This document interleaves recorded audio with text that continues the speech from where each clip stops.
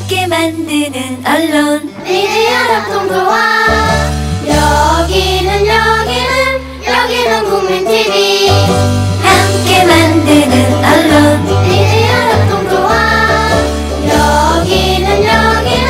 여기는 국민TV.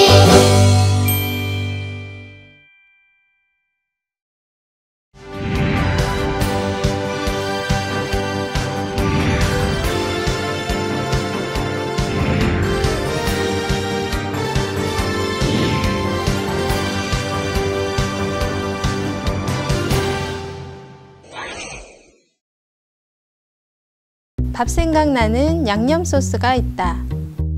100% 국내산 재료로 오직 좋은 것만 한 곳에 모은 청양고추로 만든 고농축 프리미엄 소스. 찌개 요리, 볶음 요리 모든 것이 하나로 해결되는 만능 요리사. 주식회사 더밥.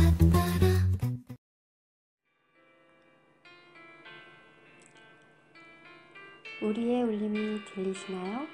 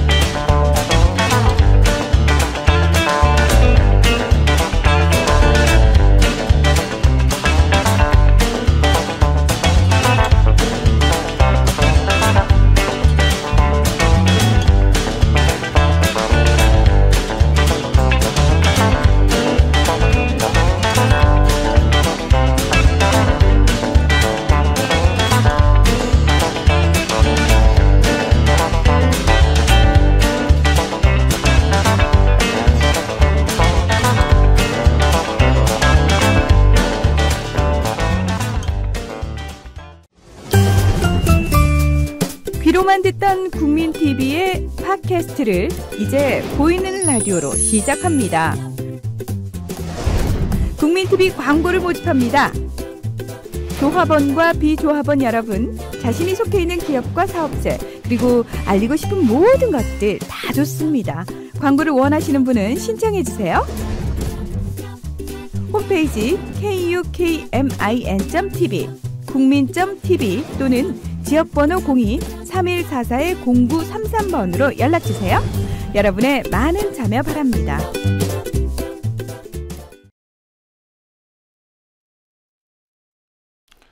안녕하십니까. 국민TV와 함께하는 더 IM피터의 진행자 정치시사블로거 IM피터 임병도입니다.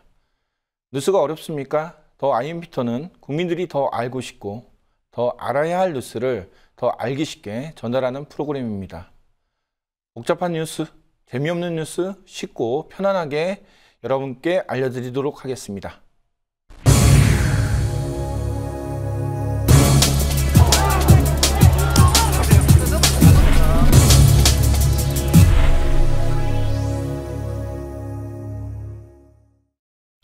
추적 10분 시간입니다. 추적 10분은 말 그대로 10분 동안 여러분들이 무심코 지나친 뉴스를 다시 알려드리는 코너입니다. 우리가 아무 생각 없이 봤던 뉴스, 알고 보니 언론사와 정치 권력이 비비 꼬아놓았더군요. IM피터가 매듭을 단칼에 잘라서라도 쉽게 풀어드리도록 하겠습니다. 오늘 추적 10분은 박근혜 해법이 아니라고 발뺌하는 청와대입니다. 국회법 개정안이 새누리당 의원들의 표결 불참으로 무산됐습니다. 국회법 개정안 제의안이 무산되자 새정치민주연합은 1998년 박근혜 대통령이 공동 발의한 법안을 다시 발의하겠다고 나오고 있습니다. 1998년 박근혜 대통령이 공동 발의한 국회법 개정안은 안상수 의원이 대표 발의한 법안입니다. 2015년 국회법 개정안보다 훨씬 더 강력한 효력을 갖고 있습니다. 새정치연합은 박근혜 대통령이 공동 발의한 1998년도 국회법 개정안을 박근혜법이라고 부르고 있습니다. 박근혜라는 이름으로 공동 서명했으니 대통령이 거부권을 행사하기는 어려울 것이라고 보고 있습니다. 청와대 민경욱 대변인은 7월 7일 브리핑을 통해 야당이 과거 안상수 의원이 대표 발의했던 법안을 상정하기로 하면서 법안의 이름을 박근혜법이라고 부르고 있다. 그렇게 지칭하는 것이 옳지 않다고 생각한다고 말하며 반발했습니다. 민경욱 대변인이 대통령 이름을 법안의 이름에 함부로 붙이는 것도 그렇지만이라고 했는데 뭐 대통령 이름이 그렇게 무섭거나 권위적이지 않는 세상에서 이런 말을 했다는 것 자체가 좀 이상합니다. 당시에 대통령께서는 법을 발의한 게 아니고 법안에 공동서명을 했다. 그러니 언론에서도 보도하실 때 신중하게 다뤄주시길 바란다고 말했습니다. 청와대 반발을 보면 선거 전과 당선 후가 이렇게 다를 수가 있는지를 보여주는 궤변에 불과합니다. 자, 우리 시간을 거슬러 2012년으로 가보겠습니다. 대선을 불과 20여일 앞두고 새누리당과 박근혜 후보 대선 캠프는 박근혜 후보의 마지막 법안이라는 타이틀을 내걸며 박근혜 후보가 공동 발의한 긴급조치 피해자 보상법을 대대적으로 홍보했습니다. 대한민국 제8호에 근거한 긴급조치로 인한 피해자 명예회복 및 보상 등에 관한 법률안, 그러니까 속칭 긴급조치 피해자 보상법은 새누리당 하태경 의원이 발의하고 박근혜 대통령이 공동 발의자로 이름을 올린 법안입니다. 그러니까 지금처럼 박근혜 대통령은 공동 발의자였습니다. 당시 언론은 박근혜 후보가 보여준 과거와의 화해라며 엄청난 찬사를 보냈습니다. 언론에서도 하태경 의원의 말보다는 박근혜 대통령이 발의했다는 사실을 굉장히 크게 보도했습니다. 국회의원 박근혜의 마지막 발의라며 축구시켰던 법안, 지금처럼 똑같은 공동 발의였습니다. IMP터는 2012년 9월 5일 박근혜 후보의 의정활동이 엉망이고 불성실했다고 지적한 적이 있습니다. 19대 국회가 개원하고 2012년 8월 1일까지 박근혜 의원은 단 한 번도 출석하지 않았습니다. 어디에? 국회에. 국회의원이 국회에 출석하지 않은 겁니다. 10번 국회 본회의가 열렸는데 결석이 6번, 천가가 4번, 결석 100%입니다. 보통 학교에서 이 정도면은 낙제 내지는 퇴학당하죠. 기획재정위원회 소속이었던 박근혜 의원은 상임위 회의에도 참석하지 않았습니다. 상임위 회의가 4번 열렸는데 결석 100%, 한 번도 출석하지 않았습니다. 8월 이후에는 뭐 대선 활동을 했기 때문이라고 이해할 수 있습니다. 그러나 8월 이전에도 한 번도 출석하지 않았다는 점을 본다면 박근혜 대통령이 국회의원으로 얼마나 불성실하게 의정활동을 했는지 쉽게 알 수 있습니다. 박근혜 대통령은 5선 의원이었습니다. 14년이 넘게 이제 국회에 있었습니다. 국회에 있는 동안 박근혜 의원이 대표 발의한 법안은 총 15건으로 대표 발의 평균 건수가 1.1건에 불과합니다. 18대 국회의원이 한 명당 대표 발의한 법안의 평균 건수를 보면은 40.8건입니다. 박근혜 의원은 국회의원 세비를 받을 자격이 있는지 묻고 싶을 정도였습니다. 당시 제가 IMP터가 공동 발의한 법안을 빼고 대표 발의한 법안만 얘기하면서 의정활동이 불성실했다고 하자 박근혜 후보 지지자들은 대표 발의한 법안뿐만 아니라 공동 발의한 법안도 포함해야 한다고 주장했습니다. 만약 그들의 주장이 옳다고 한다면 지금 청와대가 주장하는 그저 서명했을 뿐이다 라는 말은 어떻게 해석해야 할까요? 이제 와서 분류하니까 자기와 상관이 없다고 발표하는 모습, 대통령으로서의 책임 정치가 결코 아닙니다. 대표 발의한 법안이나 공동 서명한 법안이나 가장 큰 핵심은 그 법안에 찬성했다는 겁니다. 국회법 개정안을 찬성했던 박근혜 대통령이 국회법 개정안이 상권 분립에 어긋나고 위헌 소지가 있다고 주장하는 모습이 더 이상합니다. 박근혜 대통령이 국민을 위해 국회법 개정안을 거부했다며 국회를 장악하려는 모습은 진짜 민주주의가 아닙니다. 그저 강력한 대통령의 힘을 통해 의회 정치를 무너뜨린 독재자와 다를 바가 없습니다. 선거 전에는 공동 발의한 법안을 선거운동에 이용해 놓고 이제 와서는 공동발의는 별거 아니라고 변명하는 정치. 이거야말로 진짜 배신의 정치가 아닐까요? 이건 이제 놀이끼리 한 색이지만 내가 이걸 빨간색. 이것도 빨간색이야. 씹새끼야. 내가 현정아 그러면 무조건 현정아야. 내 말이 토다는 새끼 저는 배반형이야 배반형.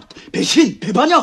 무슨 말인지 알겠어? 신뢰를 어기는 배신의 정치는 배신 배반형. 배신의 정치는 배신 배신의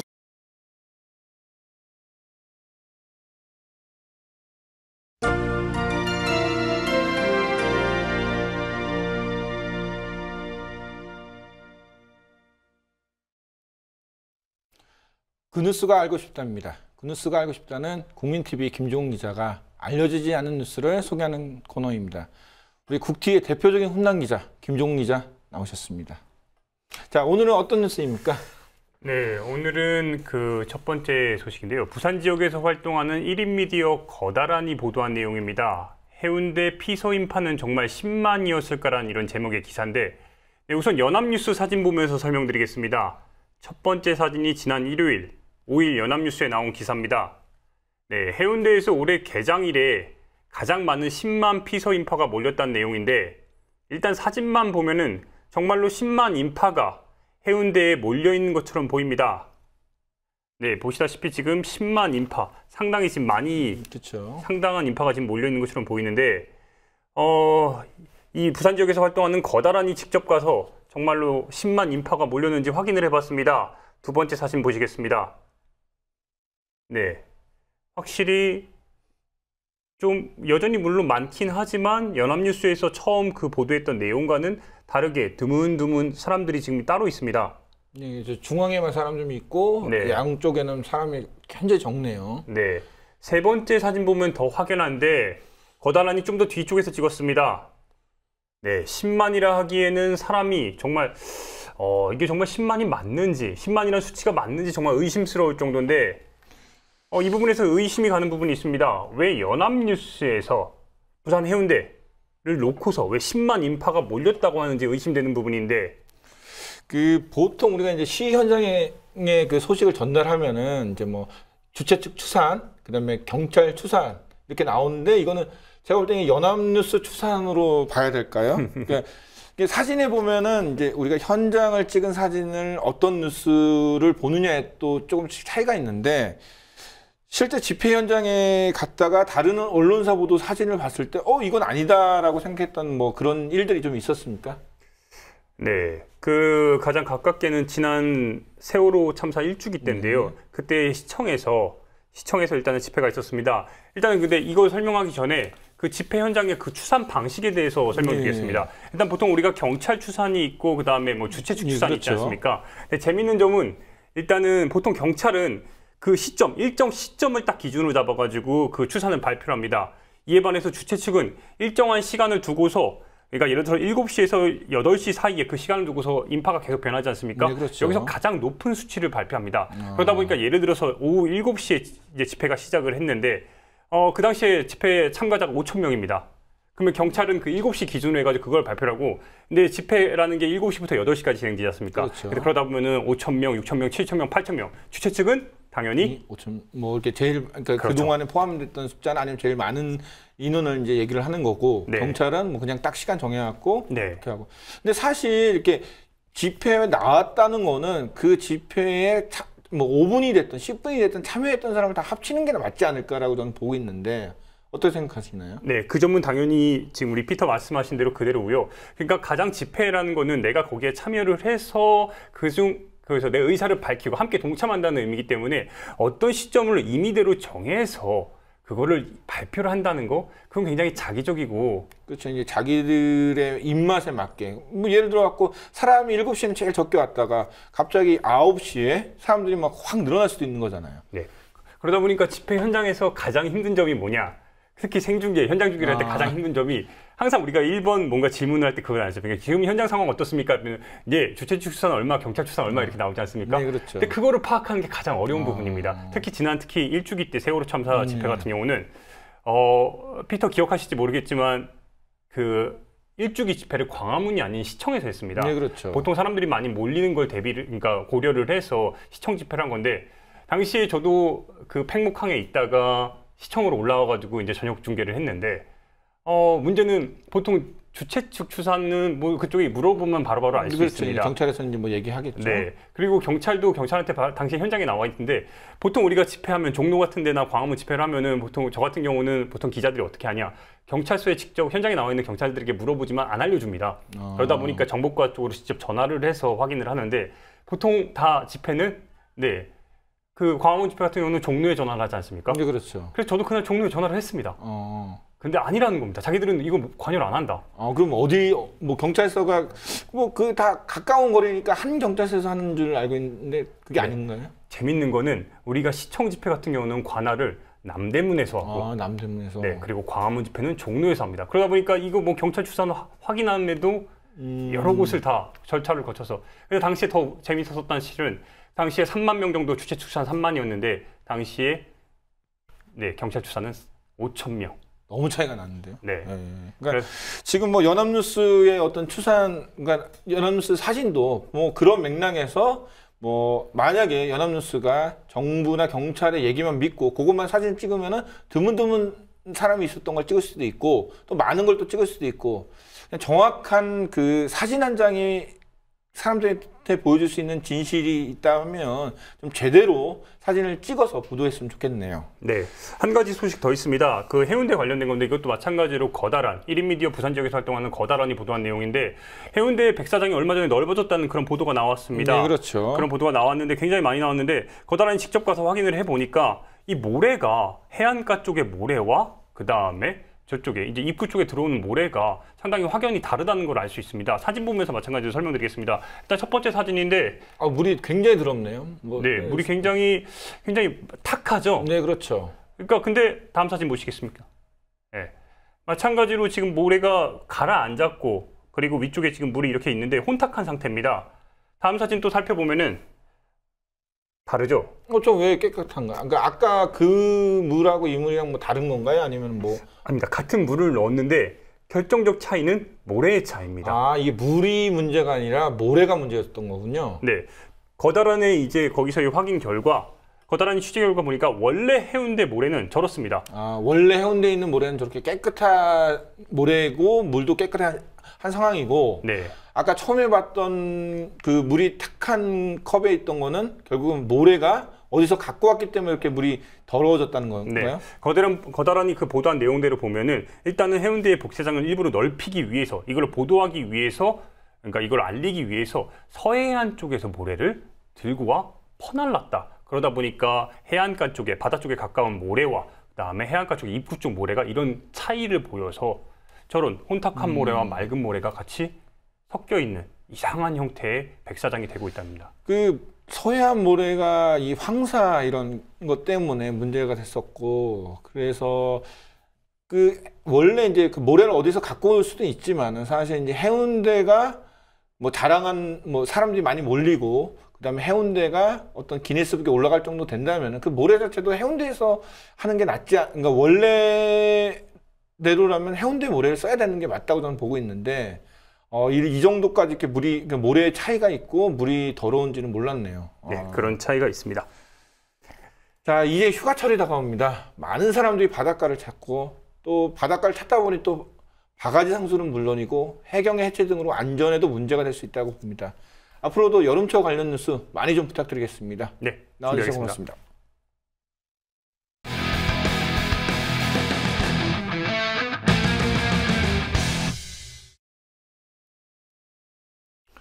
세상에는 많은 언론사와 언론인들이 있습니다. 그들이 현장에서 취재한 내용 반의 반도 보도되지 않습니다. 기성 언론이 보도하지 않는 현장 소식을 전달하고 있는 길바닥 저널리스트를 모시고 생생한 현장 이야기를 듣겠습니다. 안녕하십니까? 예, 안녕하세요. 우선 뭐 간단한 자기소개 좀 부탁드리겠습니다. 예, 저는 그 길바닥 저널리스트라고 그 블로그를 하고 페이스북이나 트위터를 통해서 활동하고 있는 독립미디어입니다. 이름은 왜 길바닥이라고? 늘 현장 취재를 조금 원칙으로 하고 있고요. 제가 차가 없습니다. 뚜벅이. 예, 대중교통을 이용하고 항상 현장에서 생생한 현장을 좀 담기 위해서 다니다 보니까 자연스럽게 길에서 보내는 시간이 많다 보니까 길에서도 저널리즘이 나오지 않을까라고 해서 자연스럽게 붙인 이름이 길바닥 저널리스트입니다. 간혹 노숙도 하시나요? 세월호 때는 뭐 거의 생활이다시피 많이 했습니다. 자, 그러면은 이제 오늘 길바닥이라고 이제 우리가 칭하죠. 뭐 길바닥 저널리스트는 너무 길어갖고 길바닥. 길바닥이 준비한 이야기는 어떤 소식입니까? 지금 정치권에서 가장 핫 이슈, 가장 언론에서 많이 다루고 있는 새누리당 유승민 원내대표 사퇴와 그다음에 국회법 개정 제2의 본회의 이 두 가지 사안을 좀 취재를 좀 해왔습니다. 그럼 영상 보시면서 한번 얘기할까요? 예. 저 장면이 이제 유승민 원내대표가 이제 사퇴하는 그런 기자회견 장면이죠. 네, 그렇습니다. 저때 상당히 많은 기자가 왔는데 저때 그 유승민 의원의 표정은 어땠나요? 뭐 영상 보시는 것처럼 뭐 밝은 표정은 아니고요. 들리는 얘기에는 그 전날 의원에게 회관에서 오늘 이 사태를 미리 준비하기 위해서 그 많은 생각들과 고민을 했다는 얘기를 전해드렸습니다. 근데 그 표정이 그대로 묻어 나오지 않았나, 저 표정에서. 그때 그러니까 새누리당 의원총회 자리에 그 유승민 의원은 가지 않았던 거죠? 예, 참석하지 않았어요. 그러면서 야, 혼자서 지금 밖에 있으면서 자기를 물러나라고 하는 사람들이 어떻게 하고 있는지 보고 그 생각만 해도 저 같으면 화 엄청 날 것 같은데 그 유승민 의원이 저 그 기자회견을 하고 마지막에 뭐 그 박근혜 대통령한테 한 방 먹이고 나왔다고 하는 얘기가 있는데 예, 그게 이제 그 헌법 1조 1항 아시다시피 대한민국 민주주의 국가를 빗대서 민주주의의 절차를 벗어난 거를 아마 빗대서 그렇게 얘기하지 않았나 이제 그렇게 보이고요. 사실 뭐 제가 볼 때는 박근혜 대통령한테만 배신당한 게 아니라 새누리당 자체에서 그냥 배신당한 거나 마찬가지 않나 그런 생각이 좀 드네요.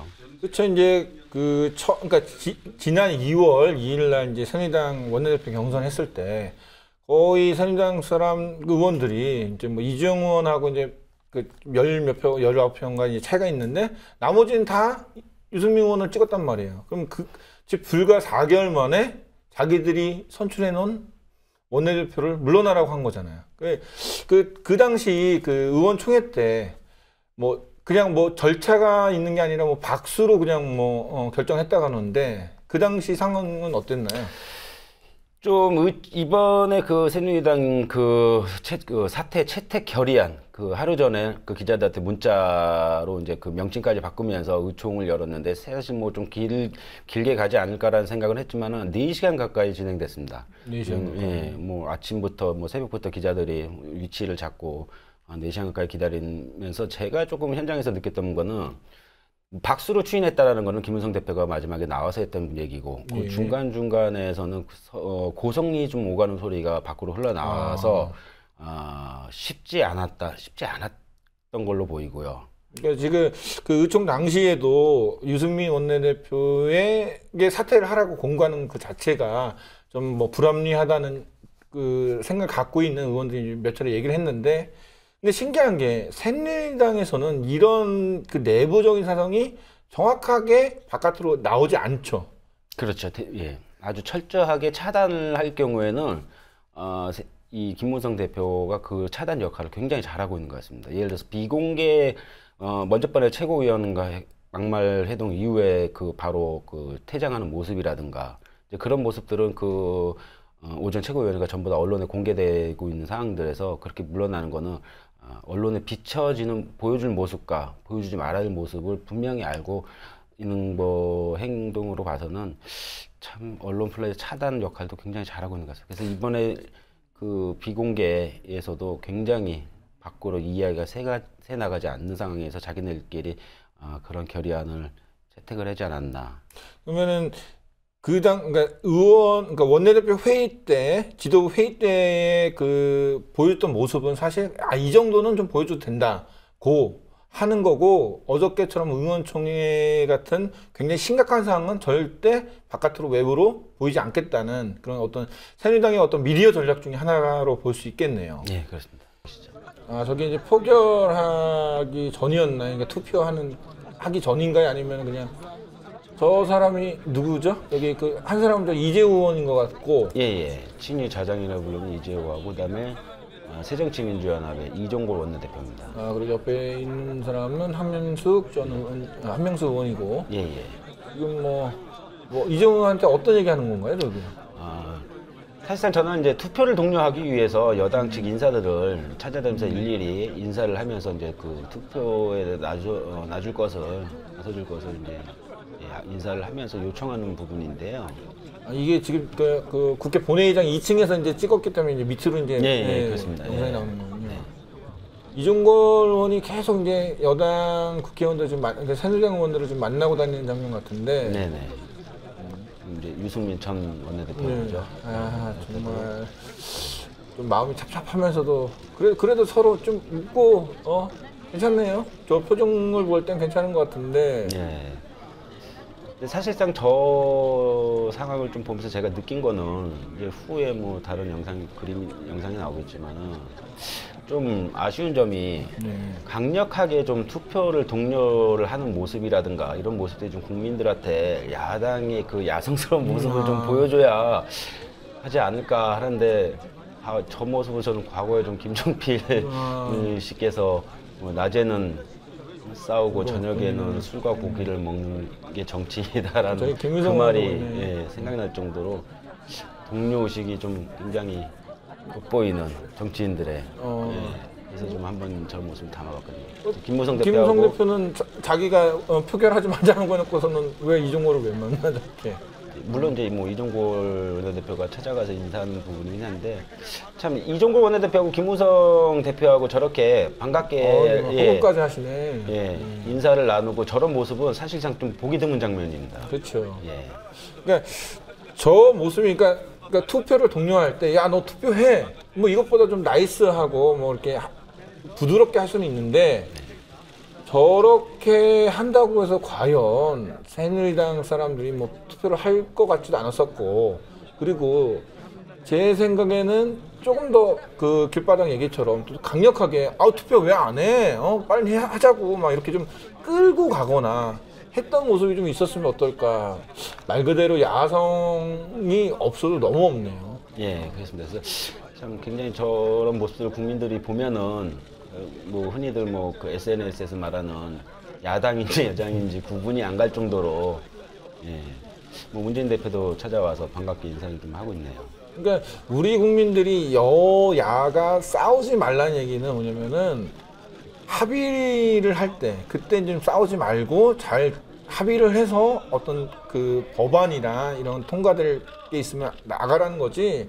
뭐 평상시에는 저렇게 하고 그 다음에 정작 법안이 있을 때는 서로 싸우고 말도 안 하고 뭐 좀 아닌 것 같기도 하고. 그다음에 지금 저 장면은 뭔가요, 지금? 저 장면은 이제 이후에 계속해서 이제 그 투표를 진행을 해야 되는데 계속해서 여당 새누리당 쪽에서 자리에서 이런 투표에 참가하지 않으니까 이제 화가 났는지 가서 여당에서 이제 거의 호소하다시피 인상도 많이 아까 전과는 굉장히 이제 한성규 의원이죠. 네.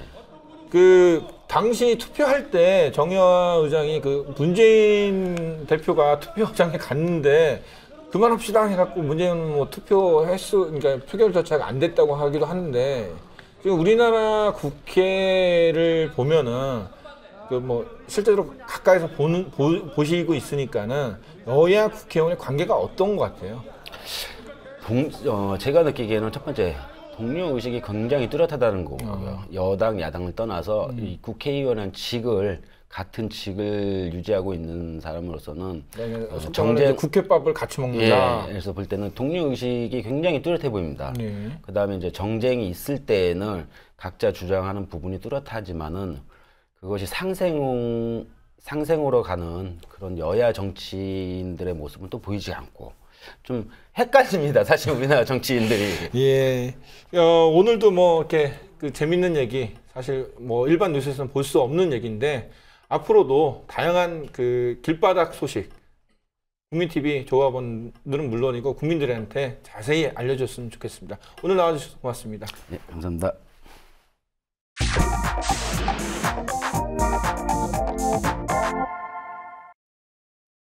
무엇이든 꽉 물어보세요 코너입니다. 무엇이든 꽉 물어보세요 코너는 우리가 궁금했던 인물을 만나 무엇이든 꽉 물어보는 시간입니다. 한동안 온라인에서 화제가 된 문학상이 있었습니다. 바로 제1회 근혜문학상입니다. 직설이라는 곳에서 벌인 이벤트였는데 오늘은 직설 편집장과 함께 근혜문학상이 무엇인지 꽉 물어보겠습니다. 안녕하세요. 안녕하십니까. 우선 직설이 어떤 매체인지 좀 간단하게 좀 소개 좀 부탁드리겠습니다. 네, 많은 언론들이 고민을 합니다. 그러니까 예전만큼 사람들이 뉴스를 많이 보지도 읽지도 않는다. 네, 그렇죠. 그래서 한국인들이 뉴스에서 멀어졌다는 그 지표들이 뭐 여러 조사를 통해서 발표가 되고 있는데요. 언론들이 이 문제를 해결하려고 많은 노력을 기울이고 있는데 한번 뉴스에서 멀어진 독자들을 다시 마음을 되돌리기가 쉽진 않은 것 같아요. 그렇죠. 떠나간 사람이니까. 네, 그렇죠. 직설의 모토 중에 하나가 떠먹여주는 뉴스입니다. 떠먹여주는. 어떻게 하면 뉴스를 조금 더 대중들에게 쉽고 재미있게 전달을 할 수 있을까를 늘 고민을 하고 있고요. 그러다 보니까 여러 가지 전달력을 높이기 위한 여러 가지 뉴스 포맷들을 개발을 하고 있습니다. 예를 들면은 스토리 시사 만화라든지 모바일 메신저 화면으로 뉴스를 구성한 직설 톡이라는 코너가 있고요. 그러니까 이게 카카오톡의 그 대화방을 맞습니다. 네. 그런 코너도 있고 영화의 스틸컷을 또 뉴스로 재구성해서 보여주는 직설 무비라는 또 코너도 있고 많은 언론사에서 하고 있는 카드 뉴스 또 퀴즈 이런 것들을 도입을 해서 활용을 하고 있는데요. 개별 컨텐츠마다 적게는 수만에서 많게는 100만, 200만이 넘는 조회수를 확인을 하면서 저희가 이렇게 뉴스를 쉽게 전달을 하면 보다 많은 대중들이 뉴스를 소비를 하는구나, 즐기시는구나 라는 것을 확인을 하고 있습니다. 저희 더 IMP도 마찬가지로 그러니까 뉴스의 본질, 그 안에 갖고 있는 생각과 알려드리려고 하는 이제 보도 방향은 항상 상식과 중립을 지키지만 그 방법, 그러니까 전달하는 방식은 좀 재밌어야 된다고 저희는 생각을 그렇죠. 하고 있는데 직설이 먼저 하고 있군요. 저희가 많이 좀 배워야 될 것 같습니다. 저희도 많이 배우겠습니다. 근혜문학상이 뭔지, 네. 근혜문학상을 왜 이런 이벤트를 벌였는지 좀 소개 좀 시켜주세요. 네. 근혜문학상은 박근혜 대통령이 말을 참 안 하는 정치인으로 유명하셨잖아요. 그렇죠. 기자회견도 안 하고 그렇죠. 인터뷰도 잘 안 하시고. 예, 좀 많은 분들이 답답해 하셨는데 근데 이분이 임기 중반으로 접어드시면서 이제 어느 순간 말을 굉장히 많이 하시기 시작했어요. 그래서 참 국민들 입장에서 반가운 일인데 근데 문제는 말씀을 참 듣고 보면 언어학자들도 참 해석이 안 될 정도로 난해하고 와해되고 파편화된 그런 말씀들을, 그런 언어를 구사하시는 걸 보면서 대통령이 말을 저렇게 하시면 안 될 텐데 라는 문제의식을 갖게 됐어요. 근데 어느 순간 온라인 공간에서 근혜체라고 하는 이 조롱이 등장을 하게 됩니다. 어떤 풍자 그렇죠. 같은 경우죠. 네, 근혜체라는 말을 저희가 제일 처음 쓰기 시작한 건 아니었고요. 이 근혜체, 대통령의 말이 대중들 사이에서 유익거리가 돼버린 거죠. 이 현상은 참 이 기이한 현상을 바라보면서 이거를 가지고 한번 참여형 컨텐츠로 만들어 보면 어떨까라는 생각을 하게 됐어요. 목적은 단순히 대통령의 말을 조롱하고 우리 대통령이 이렇게 못났다라는 걸 조롱하기 위함은 아니었고요. 그렇죠. 그러니까, 대통령 함부로 그렇죠. 하시면 안 돼요. 네, 큰일 나. 저 오래 하고 싶습니다. 그래서 이거를 통해서 이 대통령이 말이 갖고 있는 그 문제를 좀 지적을 하고 싶었어요. 이 박근혜 대통령이 말을 조금 더 잘 해주셨으면 좋겠다 하는 바람에서 이 문제를 좀 더 공론화시키고 가능하다면 대통령께서 이게 직접 전해 듣고 좀 자각을 할 수 있는 계기가 됐으면 어땠을까 이런 생각으로 이 근혜문학상을 시작을 하겠습니다. 아니 근데 중요한 거는 대통령이라고 꼭 말을 잘할 필요는 없지 않습니까? 말을 좀 못해도 대통령 활동하는데 문제도 없고 그리고 대통령이 아나운서도 아닌데 꼭 굳이 대통령의 말이라는 거를 풍자하면서까지 고쳐야 될 필요성이 있을까요? 우리 국민들 사이에서 좀 묘한 정서가 있어요. 네. 뭐 예를 들면 뭐 말 잘하는 놈은 다 사기꾼이다. 뭐 방금 말씀하신 것처럼 뭐 말 좀 못하면 어떠냐, 일만 잘하면 되지. 근데 이걸 한번 생각을 해봤어요. 말씀을 저렇게 하시는 분이 과연 대통령직을 잘 수행하실 수 있을까? 어떤 우리가 흔히 말할 때 사람이 말할 때 그 말에 가치관과 철학이 좀 담겨 있다는 얘기들을 하는데 네네. 대통령의 말에 그게 별로 없다는 의미죠. 뭐 그렇기도 하고요. 대통령이라는 자리가 사실 그 정부의 최고 그 의사결정 기관이거든요. 그렇죠. 특히나 우리나라 같이 그 대통령에게 그 아주 많은 권력이 집중돼 있는 권력 구조를 가진 나라에서는 대통령의 말 한마디 한마디는 사실 태산과도 같은 무게감을 갖고 있다고 할 수 있는데, 옛날 그 뭐 왕조 시대에 어떤 왕이 어명을 내리면은 그걸 무조건 지켜야 되고 그 누구도 안 따르면 뭐 참수형을 당하는 것처럼 그렇죠. 그 정도까지도 지금 아직 우리나라 그 대통령제가 이렇게 조금 그런 경향이 있죠. 그렇죠. 이 대통령제가 가진 뭐 권력 구조의 문제도 분명히 있고, 그 논외로 하더라도 이 대통령께서 그런 그 와해된 언어를 구사하는데 그 사회 각계 그 사회 구성원들이 저런 그 최고 권력자의 저런 발언들을 보면서 과연 어떤 메시지를 전달을 받을 수 있을까? 이거는 사실 그 우리가 그 아주 쉽게 조롱하고 희화화하기에는 무거운 이야기이기도 하거든요. 그래서 이 말 잘한 그 대통령이 뭐 그렇게 아주 엄청난 달변가일 필요는 없지만 지금 수준의 저런 그 와해된 언어를 구사하는 것은 분명한 문제가 있다라는 문제의식을 갖고 이번 이벤트를 진행하게 됐습니다. 그 뭐 국회의원도 근혜문학상 뭐 이벤트 뭐 사진 보면서 막 웃었다는 얘기도 제가 들었는데 뭐 청와대에서 전화는 없었나요? 네, 전화는 없었습니다. 네. 근데 뭐 제가 볼 때는 그런 거를 가지고 밑에 이제 뭐 정말 그러니까 왜 니네가 왜 감히 대통령을 뭐 풍자하면서 조롱하면서 이런 이벤트를 벌였냐 뭐 좀 악플 비슷한 것도 많이 달렸을 것 같은데. 네. 그러니까 그 예상보다는 정말 그 저희가 그런 것들을 감수하고 진행을 하고자 했던 것이었는데 그 정말 생각보다 악플이 없었고 굉장히 많은 분들이 재미있다, 참 뭐 참신하다, 뭐 발랄하다라는 좋은 평을 좀 많이 해주셨고요. 뭐 일부 매체에서 좀 뭐 과하지 않냐, 대통령에 대한 뭐 공격이 너무 과하지 않냐라는 뭐 비판이 있었지만 뭐 저희는 뭐 저희의 이런 시도가 뭐 그렇게 문제가 있었다고 생각을 하지 않고요. 대통령께서 지금같이 계속 이런 언어를 구사하신다면 뭐 앞으로도 제2회, 제4회 근혜의 문학상은 뭐 계속 기획을 할 계획으로 있습니다. 그 이번 근혜 문학상 공모전에는 몇 분이나 좀 참여를 했나요? 대략 그 주로 SNS 채널을 통해서 600여 분이 참여를 하셨고요. 그 어떤 공지 그 이벤트 페이지 방문자가 거의 뭐 수십만에 이를 정도로 굉장히 많은 분들이 관심을 가져주셨습니다. 그럼 600여 분이 신청했다는 건 600여 분이 600명이 다 근혜체로 그 관련된 뭐 얘기를 써갖고 뭐 자기 얘기나 그걸 근혜체로 바꿔서 다 올렸다는 얘기잖아요. 네네, 그렇죠. 그럼 우리나라 이 근혜체라는 게 어떤 새로운 문학 장르로 될 것 같기도 한데 그 예전에 어떤 우리나라 문학 잡지에서 박근혜 대통령이 이제 수필 쓰시니까 박근혜 대통령을 가리켜 몽테뉴와 베이컨은 있는 대수필가다. 뭐 이걸 왜 우리나라 사람은 못 알아주냐 이렇게 얘기했는데 뭐 이 정도면은 박근혜 대통령이 퇴임하고 난 뒤에 뭐 수필가로 좀 활동하실 수도 있을 것 같은데 뭐 앞으로 박근혜 대통령이 퇴임하고 나서 노벨 문학상 정도 받을 수 있지 않을까요? 진심이시죠? 아니 좀 받으시면 뭐. 아니 그게 몽테뉴와 베이컨을 읽는다고 하시니까 또 그것도 문학 잡지에서 문학을 전공하신 교수분이 또 그 얘기를 하셔서. 어느 잡지죠? 참 극찬을 하셨네요. 네. 그 미술에도 뭐 추상주의 작품들이 있잖아요. 네, 그렇죠.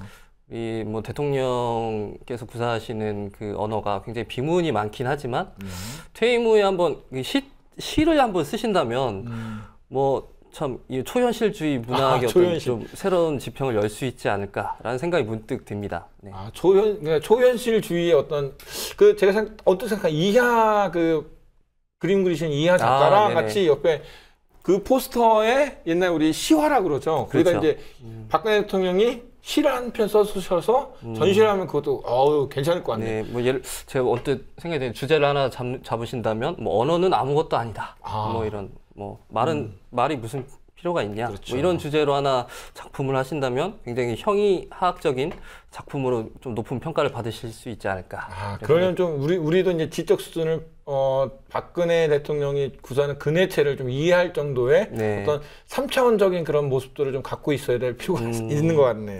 그런 면에서 좀 근해 문학상을 좀 더 2회, 3회 계속 이렇게 개최를 해서 이 근해 문학이라는 장르를 계속해서 이렇게 좀 발전을 시켜야겠다는 또 사명감이 또 드네요. 앞으로 좀 근해 문학상이 뭐 3회, 5회, 10회 쭉 갔으면 좋겠습니다. 네, 감사합니다. 오늘 뭐 직설 편집장을 모시고 근해 문학상을 알아봤습니다. 대통령이 대통령다운 말을 하는 세상이 빨리 왔으면 좋겠습니다. 오늘 나와주셔서 고맙습니다. 네, 고맙습니다.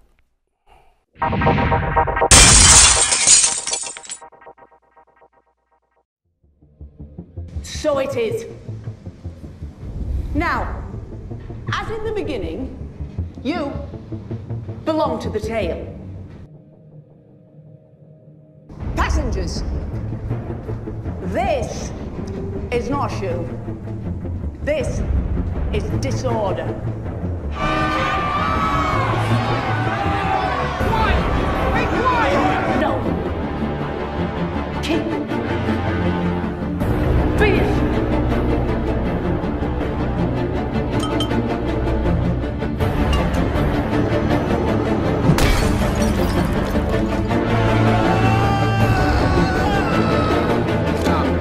Stop right there. Sit down. Put it away. Tell him he and I need to talk. Well, you can talk to me. Mr. Wilford has no reason to visit here. She wouldn't give you up. Stop! It wasn't me. It wasn't me. One suffered more losses than anticipated, and you'll even have to pay the price.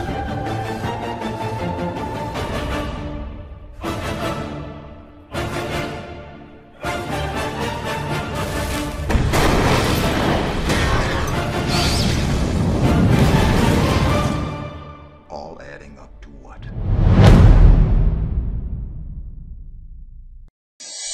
고심 끝에 캠핑장을 해체하겠습니다. 3월 22일 강화도 캠핑장 화재 사고 5명 사망. 강력한 대책을 마련하겠다. 그리하여 국민안전처가 내놓은 캠핑 관련 규정 개정안. 야영용 천막 내 전기 사용 금지, 화기 사용 금지. 잠깐. 여기서 야영용 천막이란 밀폐형 텐트, 타프, 이너 텐트. 이번 개정안에 대한 캠핑족들의 반응. 사방이 개방된 타프에서의 화기 사용까지 규제하는 것은 이해할 수 없는 조처다. 사실상 캠핑 행위 자체를 금지하겠다는 발상. 개정안이 시행된다면 어떻게 될까? 역시 캠핑의 곳은 바비큐지. 잡았다 이놈. 그렇다면 라면이라도 먹어야지. 잡았다 이놈. 에잇, 커피나 한잔 해야지. 잡았다 요놈. 벌써 어두워졌네. 램프 켜야지. 잡았다 요놈. 아, 짜증나. 뭘 할 수가 없네. 장판 켜고 잠이나 자야지. 잡았다 요놈.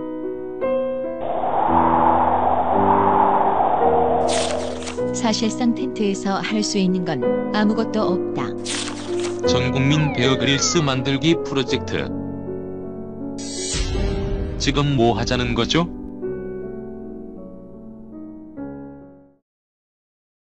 함께 만드는 언론 미디어 협동조합. 여기는 국민 TV. 함께 만드는 언론 미디어 협동조합. 여기는 국민 TV.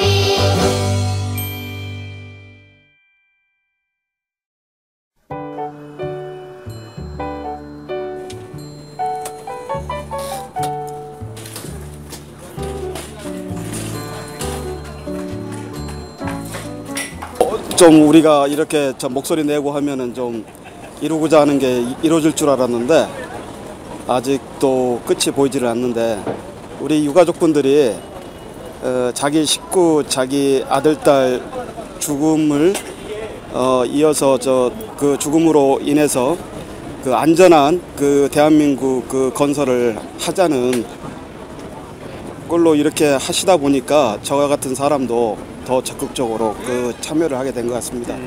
그 기울어진 언론 그 바로잡으려고 우리 저 노란 입은 그 공작수 분들이나 여기 오시는 분들은 다 그 진보적인 분들인데 그분들 한 분이라도 우리 국민TV에 가입을 하셨으면 하는 마음이고 또 그 전에 국민TV를 좀 그래도 아시게끔 좀 하기 위해서 일부러 그렇습니다. 실제 반응은 좀 있습니까?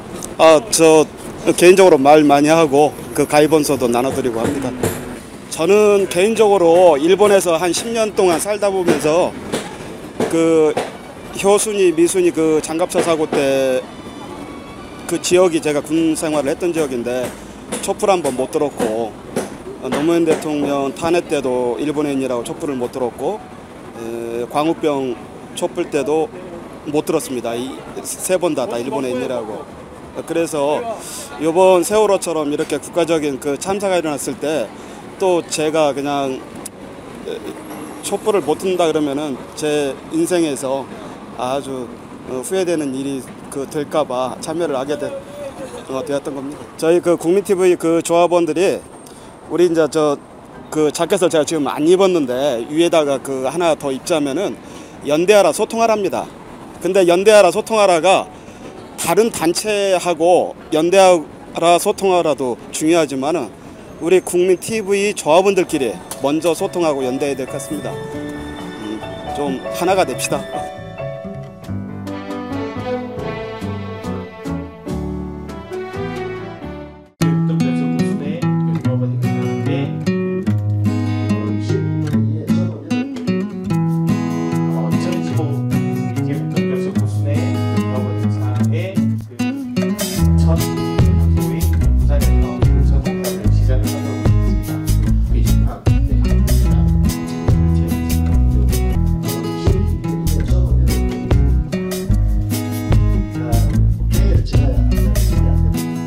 가지고 남들이 다 부러워하는 그런 미디어 동조합이 되면 얼마나 좋겠습니까? 그러나 성공한 조합은 우리는 그 성공한 결과만을 보기 때문에 야 잘됐다라고 생각할지 모르겠지만은 그래서 어떤 성공한 조합도 그 과정을 쳐다보면은 망하기 일보 직전까지 갔던 그런 위기 순간 무수히 뚫고 그 자리에 갑니다. 그래서 미디어 동조합도 그런 과정을 거쳐서 올해를 무사히 보내고 그리고 뭐 이제 바로 내일부터 모레부터죠.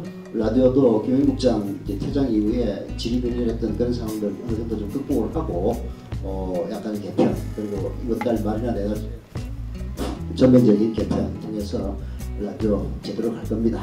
그리고 TV도 내부적으로 뭔가 다른 면모를 보여주기 위해서 많이 애쓰고 있으니까 여러분들 계속 성원과 지지를 해주신다면 그렇게 아무런 그런 상황은 아니다라고 말씀드릴 수가 있습니다.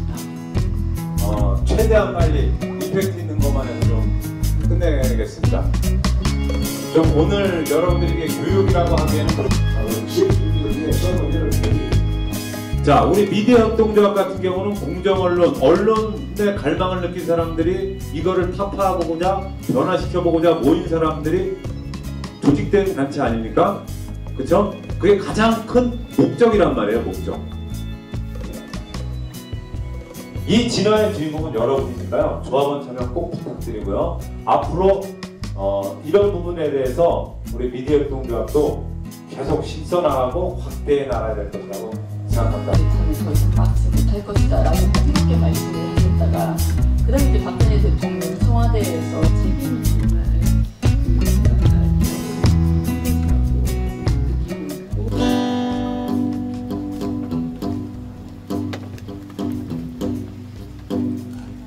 우는 이들의 곁으로 잃어버린 고향으로 나 떠나려네.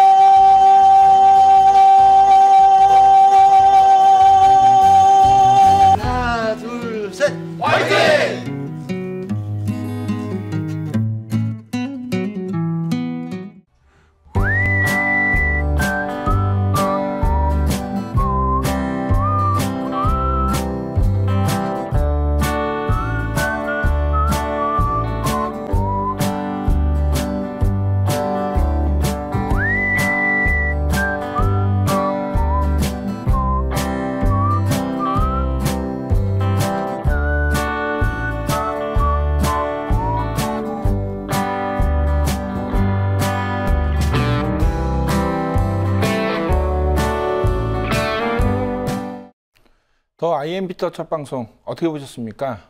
기성뉴스는 불안과 두려움을 강조하며 공포 마케팅을 합니다. 뉴스를 어렵게 만듭니다. 우리가 진실을 아는 순간 통치하기가 힘들기 때문입니다. 더 IM부터는 앞으로도 우리가 알아야 할 뉴스 더 재밌게 만들어 국민 모두가 진실을 알 수 있도록 노력하겠습니다. 시청해주신 여러분께 감사드립니다.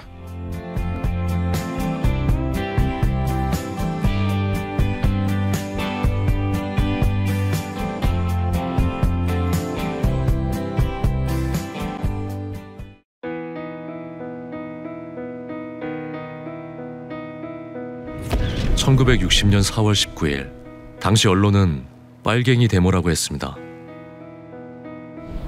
지금 우리는 혁명의 역사로 기억합니다. 1980년 5월 18일 당시 언론은 불순분자의 폭동이라 했습니다. 지금 우리는 독재에 항거한 정의의 역사로 기억합니다. 1987년 6월 10일 당시 언론은 대학생 가두 시위라 했습니다. 지금 우리는 민주주의를 쟁취한 감격의 역사로 기억합니다.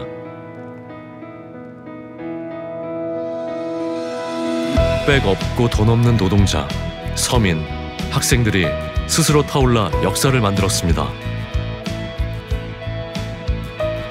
현실은 다시 타오를 것을 요구하고 있습니다. 아니, 이미 타오르고 있습니다.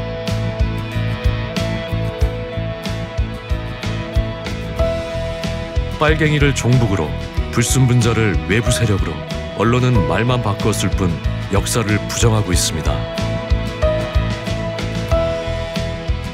2014년 4월 1일 국민TV가 개국한 이유입니다. 국민TV는 역사를 역사로 기록하겠습니다.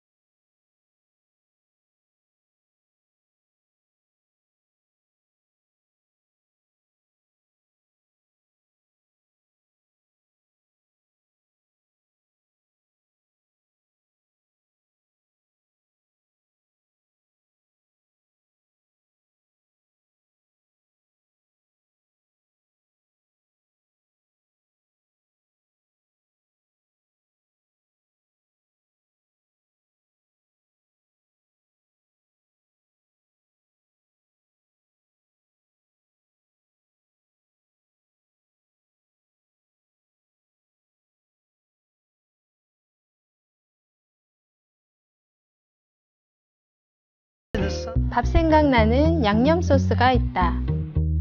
100% 국내산 재료로 오직 좋은 것만 한 곳에 모은 청양고추로 만든 고농축 프리미엄 소스. 찌개 요리, 볶음 요리 모든 것이 하나로 해결되는 만능 요리사. 주식회사 더밥.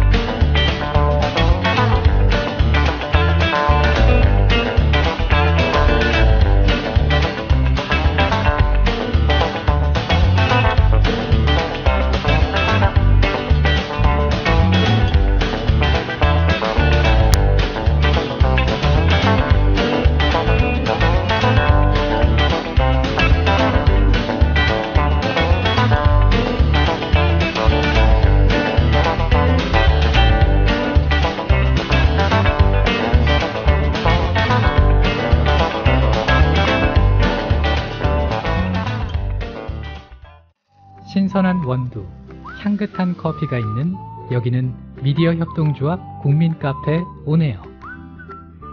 국민 모두 함께하는 공간, 국민 TV 그리고 국민 카페. 달콤한 커피에 사랑과 정성을 듬뿍 담아드립니다. 향기로운 커피가 있는 곳, 자유롭게 책도 볼 수 있고 사람 향기도 느낄 수 있는 넓은 문화공간, 생생한 라이브 공연, 그리고 도심 속 작은 미술관까지. 낭만이 있고 여유를 즐길 수 있는 쉼터, 나눔과 사랑이 넘치는 카페, 국민 카페 온에어. 우리는 국민TV 조합원. 보기만 해도 힘이 나는 조합원. 다 함께 만나볼까요?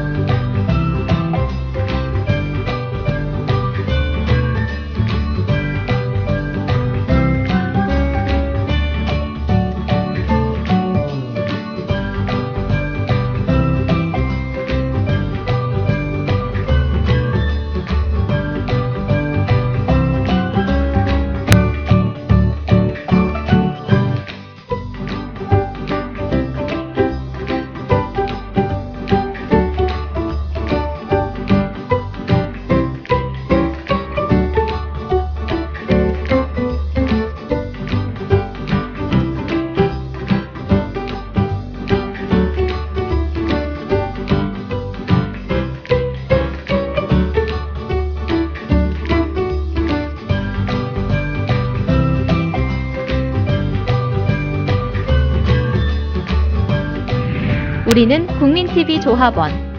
여러분도 주인공이 되어보세요.